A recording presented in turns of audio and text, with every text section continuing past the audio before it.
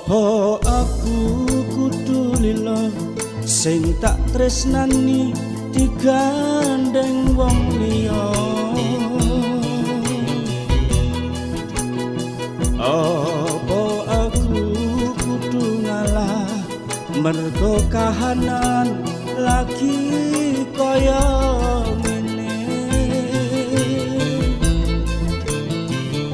Yen tak rasane